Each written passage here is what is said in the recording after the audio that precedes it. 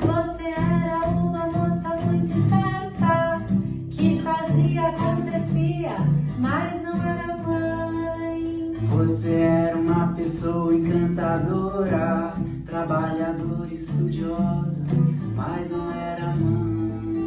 Só porque eu não existia, não existia na sua vida.